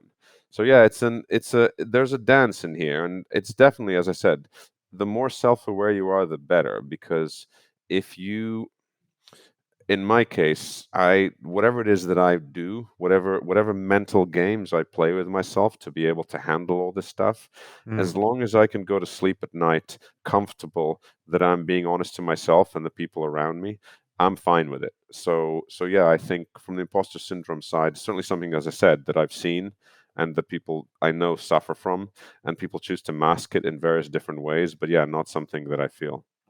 I've Oh, always sorry, just the yeah. thing. I think it's also very important to be honest, and it's important to be honest with yourself as well as with others. And I mean that not just in a personal emotional context. I also mean in a professional context. So, for example, because you never know when the person who's sitting across from you, whether they're a potential collaborator or an employee or a potential investor, you never know whether they're actually a subject matter expert in what you're doing. And if you choose to lie, yeah, sure, you can get lucky and you can spin something. And if someone calls you on it, you might be quick enough or agile enough with your wordplay to be able to work around the problem. But you do that shit to me, I'll remember. So when Mm. I notice when people make mistakes, I notice when they define things incorrectly, I notice when they gloss over something when I've asked them a difficult question. And I assume always when I'm talking to people who notice things the same way that I do, which is why if I don't know something, I'll be the first one to admit it, because I don't want to give you, as a quote unquote adversary, whether it's an adversary in a friendly way or in an aggressive way, I don't want to give you the power of thinking that you saw me make a mistake and now you know that I made a mistake and I'm trying to hide it. If I catch myself making a mistake, I'll call it out right away. And the reason I'll do that is because, as I said, that honesty is I think an important part of my continuous improvement process, but it also, as it happens, depowers the other person, because I don't want to give him a leg to stand on in terms of going, haha, I caught that guy and now I know that he's lying. So anyway, little I love games it. we I play love with it. ourselves. So I remember when you started getting into VR, and I'm watching this, I'm like, I don't know, is VR going to be the wave of the future? Is this really going to be such a big thing? And then you were talking about storytelling through virtual reality, and it's saying like, it's one thing to have this whole virtual environment around us that we can all kind of look at, but how do you direct somebody's attention through storytelling? I'm like, okay, I'm starting to see kind of what you're trying to do here. And then next thing you know, you've got Red 6, which is piggybacking on the virtual reality background that you have in the filmmaking background and the left and right brain kind of thing. And you've got something and you're using it to train fighter pilots. Can you talk about this a little bit? Yeah, for sure. I mean, I can't go into too much detail on the core of the technology, but obviously a fair amount of it has been written about, so we can certainly address it. So first things first, I'd been interested in, as you mentioned, in virtual reality and by association augmented reality for a number of years. And the biggest reason I was interested initially, even though the headsets were cumbersome, a bit of a pain to wear, and it was complicated to get the tech to work correctly, you needed to have a powerful computer, you couldn't really do it on your mobile phone, and so on. Uh, the reason I was particularly interested was because of the intensity of emotion. And let me describe what I mean by that. When It'll sound like a very base comparison, but I think it's apt. A long time ago, one of the first VR experiences I tried, I mean, sure, there's the old story of, you feel vertigo because you look down and you're on the edge of a building, but you're not actually on the edge of a building, and that's fine. But I'm talking about something else, which is that somebody asked me to try some sort of a pornography experience in VR. And it was very simple, meaning nothing, it wasn't interactive in any way whatsoever. It was just nudity. But I remember as as I was looking at the video that was happening, I remember noticing my hands came up. And I thought, wow, that's really bizarre because I know I'm watching a video. I know exactly how the technology works that's tricking my brain into thinking that this person is actually right in front of me. Yet my hands instinctively start to come up anyway. I can leave it up to the viewer to think about why my hands might be coming up, but that's a conversation for another time. Anyway, so I stop the thing right away and I take the headset off and I go, okay, this is really bizarre because if we're talking about within 2 seconds this happened, if within 2 seconds I can short circuit my brain with this technology to think that I'm actually somewhere that I'm not, to the point that my hands will move, there's something here. Because that means that if I'm telling you a story and I want you to feel a certain way, whether it's because of, I don't know, refugees in a refugee camp, or some sort of a love story, or some sort of an action movie, it doesn't matter. The point is that something about the idea of being able to immerse you into an environment to the point that you feel like you're actually there, which means you will because filmmaking and storytelling is all about manipulating the emotions of the viewer, making you feel as though you are the hero, or you are in danger, or you are saving the world, whatever the case might be. It's sometimes not as simple as, sometimes it could be just a jump scare with zombies jumping out of the ground and need to scare you, but nonetheless we're trying to elicit emotional responses. So I was fascinated by the idea of how emotional responses could be manipulated in using this technology. So I spent a lot of time trying to figure out, what does this mean for editing? What does this mean for filmmaking? What does this mean for interactivity? Because as obviously people either who are listening to podcasts or watching movies nowadays know, you have what's referred to, you have no agency. You can't control the narrative. In other words, somebody listening to this podcast can't change the next question. They can Mm, certainly pause it, rewind it, fast forward it, but they can't change the answer that I'm about to give or the questions you're going to ask. Now, there are certain environments that you can do this in, and one common one is video games. In a video game, if you're playing, I don't know, Call of Duty, or you're playing PUBG, you can, or Fortnite, you can move your character whichever way you want, and so can anybody else who's playing the game with you at the same time. But guess what suffers? Story. Because sure, you can make an environment. I can have you, for the sake of argument, be playing, I don't know, let's pick Star Wars. So you can be playing on the Death Star and you're running around doing whatever you want.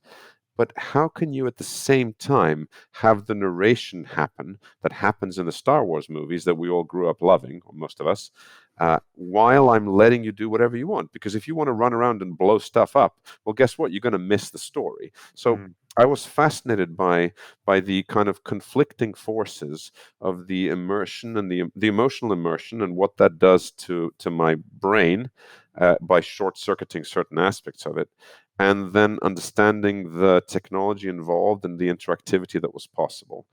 And the transition to Red 6 happened roughly around, having spent a number of years in this space looking for a challenge to build, to solve an interesting problem. And the reason why it happened was that a lot of the technology was so young that a lot of the stuff that we were doing was, as I like to call it, a solution in search of a problem. In mm. other words, we'd be like, hey, look, we can do a headset and we can track your hands. So look, because you can track your hands. And then the conversation would kind of tail away there, because if you go, well, why would you do that? You go, well, I don't know, but look, isn't it cool? You can track Mm, your hands. So what would happen is it wasn't clear, because there was so many things that we were building, and it wasn't just me. It was a number of people in the industry who were building solutions in search of a problem. I just thought, wouldn't it be cool if we found a real problem so we can apply all this knowledge to, and all this technology to solve something real? So I got together with three other guys, Glenn Snyder, Adam Amaral, and Dan Robinson. Glenn and Adam were very experienced in the VR world. They'd done a lot of different VR solutions and a lot of digital software and hardware development. While Adam, myself, and Glenn were all technologists and spent a number of years in the VR and AR space on both software, hardware, and content, Dan was not a technologist, but as a fighter pilot, he had some unique understanding of the problem set, specifically the danger and the complexity of training with other physical aircraft, as often people have seen, at the very least, in Hollywood versions of this stuff. For example, in Top Gun, when in those days they had F-14s as the good guys, and then I believe F-4s and A-5s playing the part of MiGs. And when they're Mm. all trying to fly against each other, yeah, it looks cool filmmaking-wise, but it's also quite dangerous, even though the training quality is quite high.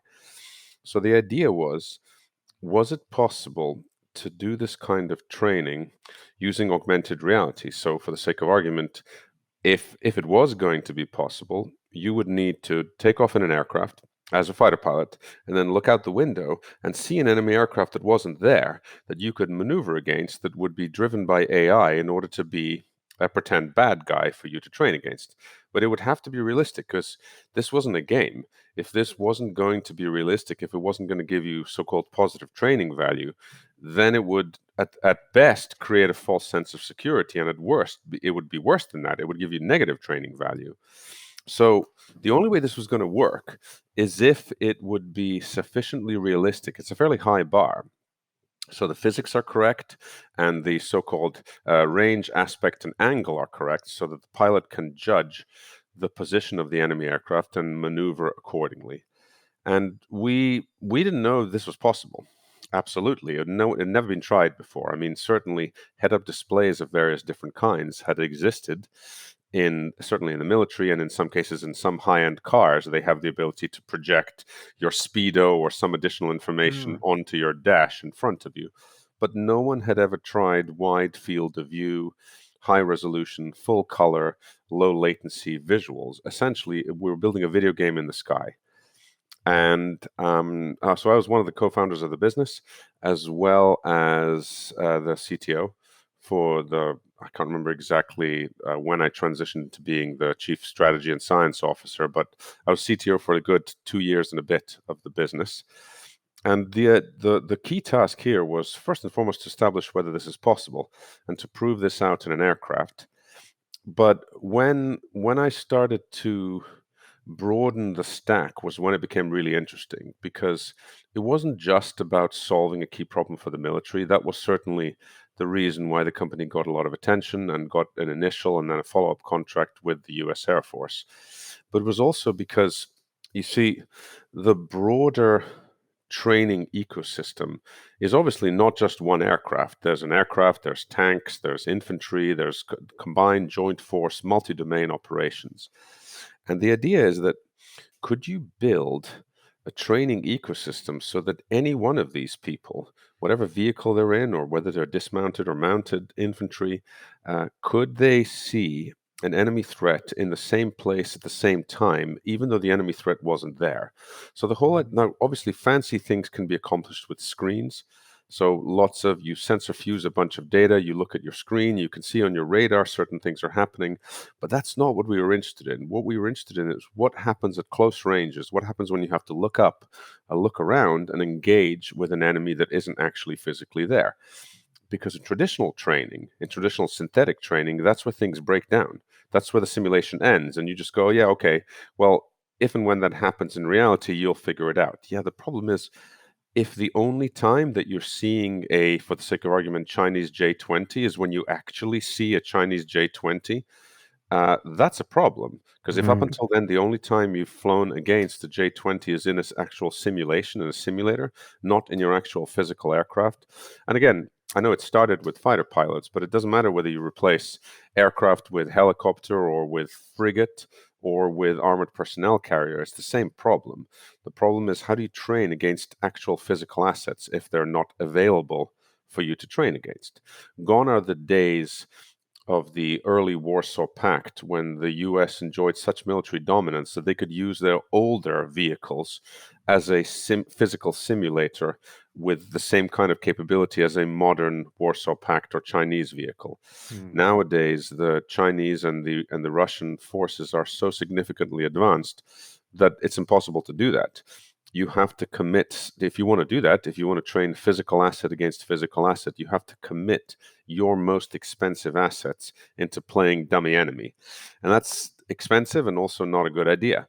So, in general, there was a lot of money riding on being able to solve this problem correctly. So we spent a lot of time proving out that this was possible. We had an experimental aircraft that we did this in.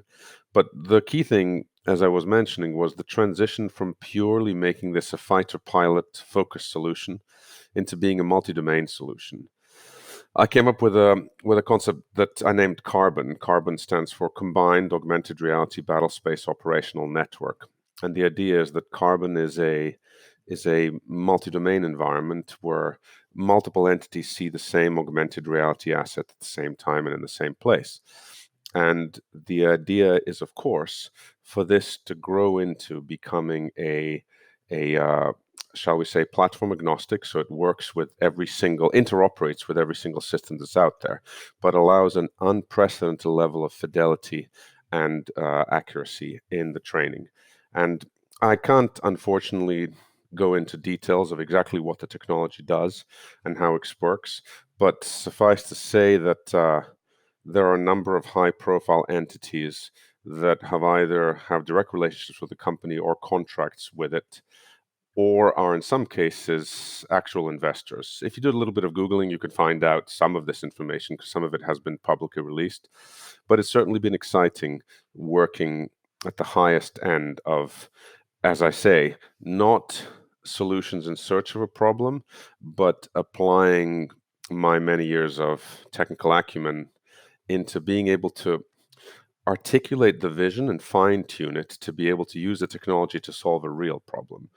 But make no mistake, to touch on the storytelling aspects, uh, the transition from, shall we say, the abstraction, going back to UX again, of a keyboard and a mouse and a screen, into something that you touch, like a touchscreen phone, into the an iWatch or a smartwatch that you use to interact with information, and then you go in.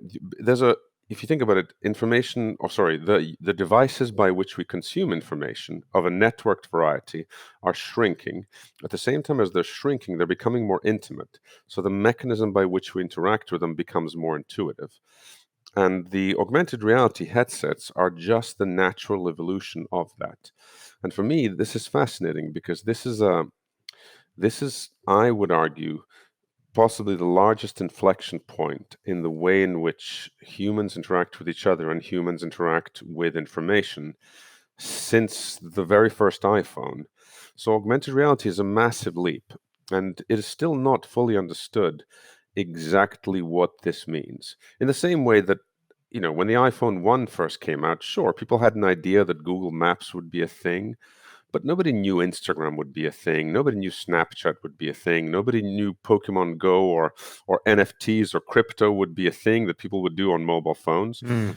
They just kind of thought, let's build it and see what happens. So the augmented reality world is a little bit similar. It's massive, and the idea, there are many fantastical dystopian views of what this could look like.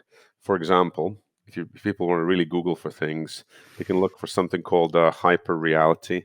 It's a guy who made a mock-up video of what augmented reality run amok would look like. Every single thing is an ad. So you're walking down the road, and instead of seeing a wall of a house, that would be a personal ad that's done precisely for you, because companies like Facebook, or whatever the future versions of Facebook would look like, capture a significant amount of data. They know who you are, they know your demographic, they know what you last bought, they know what web pages you browsed, and because of that, they can serve you up a personalized ad, and you can't stop it because you're just walking around and you've got your multi-million-dollar augmented reality headset, which, by the way, you didn't pay for. It's entirely advertising subsidized, but because of that, you are forced to have a constant barrage of advertising invading every aspect of your life. So, as I said, there are tons of dystopian versions of what AR could look like. And I'm very aware that I and many other people who are in the key parts of this industry are on the cutting edge of defining what this looks like. But the way I see it, I have two choices. Either I either ignore it, in which case it's going to happen anyway, or I take an active role in shaping what this stuff looks like, and hopefully I can make it less dystopian and more practical and efficient, just like I've done with many other things. So the biggest reason for me, the fascination with Red 6 is twofold. One is it's an incredibly challenging problem to try and solve because it's very fast moving aircraft, complicated physics, split second decision making required, extremely low latencies, and high speeds and high fidelity required. But also, it's for me scratching the surface of what the what's now being referred to as the metaverse could look like. Mm. What does it look like when you're fusing real and digital information in various different ways?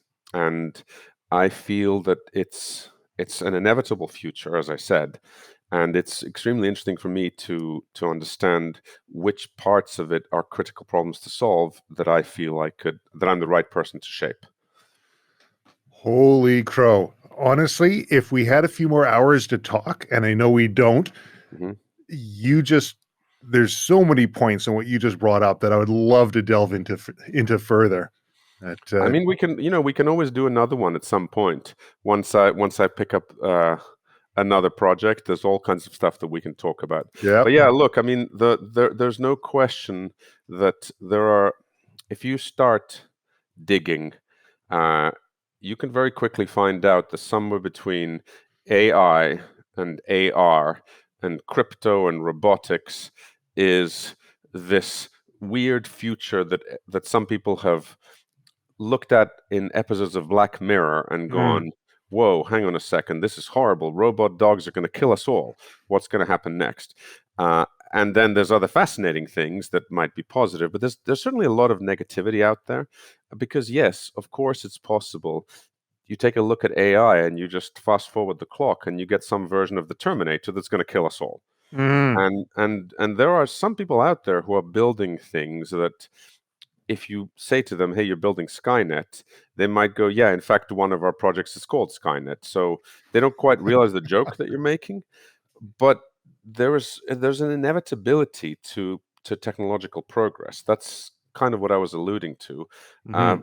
Digging our heads in the sand, unless we're all gonna, destroy everything and send us back into the Stone Ages with some giant sequence of electromagnetic pulses, which is theoretically possible but highly unlikely. Mm. Technological progress is inevitable. The question is, what do we do with it?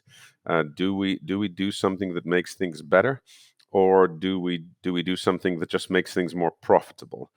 And there's an interesting line there because as as uh, as woke as some venture capital investors might claim they are, ultimately they're investors. They're seeking a return on investment, so they're trying to make money. Mm. It's up to us as the inventors to use that money to create things that are obviously provide a healthy return on investment, otherwise you're not going to get the money again, but also steer the objects in such a way that they are both useful and usable. And all of this ties back to some of the UX stuff we talked about with pepper shakers and these handles. Mm. It's all about trying to understand what's the problem we're trying to solve, why are we trying to solve it, how do we make it something that's interesting and valuable that people want, and from the perspective of people like myself, people who are the creators, how do we continue to challenge ourselves to make things, I guess, interesting and valuable. I mean, as far as Mm. I'm concerned, I'm going to do this thing. I'm going to continue to do these kinds of things forever. I don't see any reason to stop so long as I continue to remain interested. And of course, so long as I continue to find the kind of people that I want to work with to go along for the journey.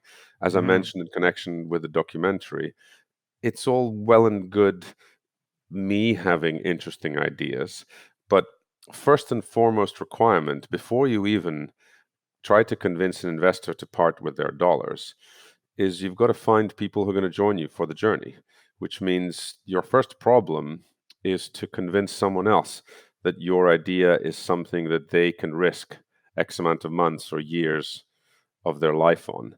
Because if you can't do that, then maybe you should reconsider. Maybe the Mm. idea that if you're not able to articulate the idea, to describe it, to have the requisite passion, to use the kind of vocabulary that people understand, there's a lot of names are very important. The way in which you talk about things, the way in which things are structured. That's what I spend a lot of time doing is defining and articulating product lines.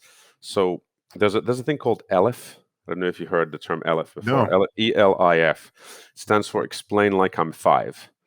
Uh, because here's the thing: there's a lot of smart people around, and in some cases, those smart people, whether they're suffering from, as you talked about before, imposter syndrome or not, there's a lot of people who, when you ask them to explain a complicated concept, they'll quickly dazzle you with a bunch of scientific terminology.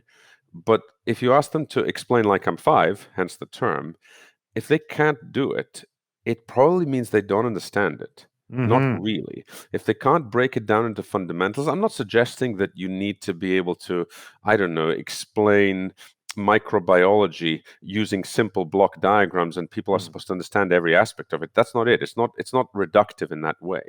I'm saying that if you are not able to articulate your vision in a simplified way so that it can be compelling to both technologists and business people who you might need along for the ride, then you should reconsider whether you truly understand what you're talking about.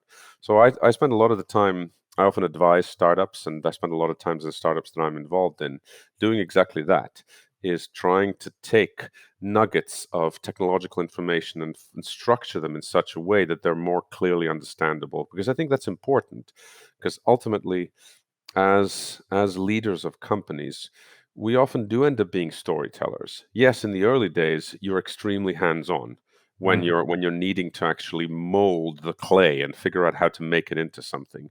But afterwards, as the team starts to grow, it ends up oftentimes being just explanation, story, passion, investing, pitching. Your role changes. Your role as a leader definitely changes, and I enjoy, always have done. I definitely enjoy the 0 to 60 miles an hour a lot Mm. more than 60 to 70, and certainly a lot more than 73 to 74 miles an hour. At Hmm. some point, yes, if the company gets big enough, a small change in efficiency ends up meaning millions of dollars, and that's extremely valuable. But I like to live in the crazy land, the 0 to Mm. 60. Hey, here's a bunch of Lego bricks. Can you make something in the next 6 months? How do you do that? I don't know. But let's wait. No, that doesn't work. Try this. Okay, good. It worked. So that's the bit that I enjoy, That's and hope fantastic. and hopefully I'll continue to have. I know there's a little bit of childlike, shall we say, uh, ambition is the wrong word. Childlike stubbornness in this adherence to wanting to solve the problem from zero. But I Mm. think I think for me it's really necessary because it keeps me focused and motivated. The more things become slow and incremental progress, I'm not suggesting that I don't see the value in that. I absolutely do. It's just not where I excel, which means that for me is a sign that there needs to be someone else brought in. And some people really love that. Some people love pushing a thing that's 90% efficient to being 92% efficient. They Mm. live for those kinds of breakthroughs. I live for, as I mentioned, for the target that no one else can see. That's my sweet spot. I am so glad that you agreed to come on the Silvercore podcast. Is there anything else that we should chat about before we wrap things up here? I'm sure there are a lot of things, but I don't know them all because I mean I know we haven't talked about this that much, but I rarely tend to prepare for these kinds of things, and I Hmm. find it more natural that way. So I don't really know where the conversations are going to go. I've done a number of different keynotes for conferences where people ask me to talk about, I don't know, invention or what I see this is the future of media, as a recent one that I did.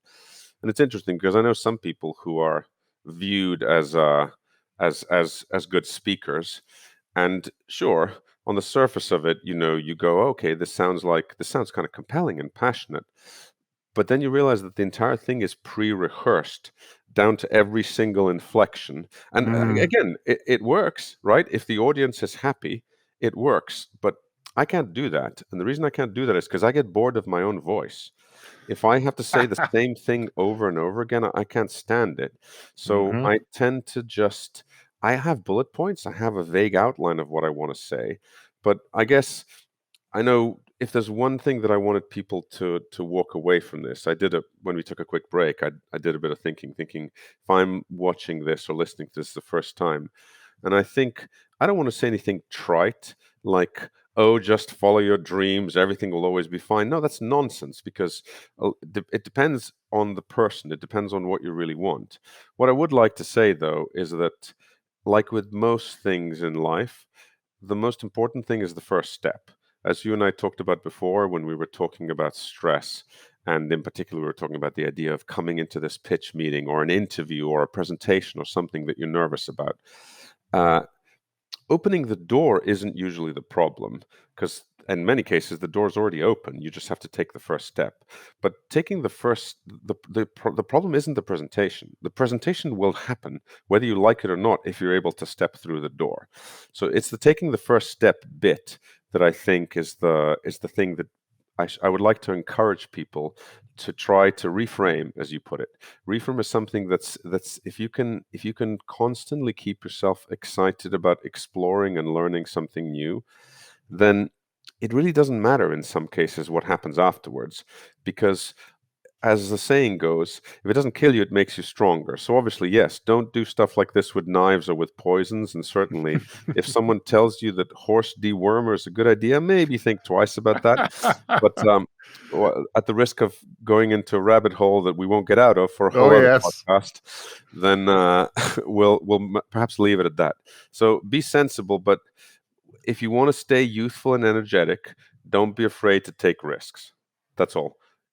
Nick, you've led an extraordinary life, and I know for a fact the best is yet to come. Thank you Thank you very very much, much. Travis. I really appreciate being invited on this, and I apologize if I went slightly deep into some rabbit holes. If I did, it was only because I enjoyed talking to you.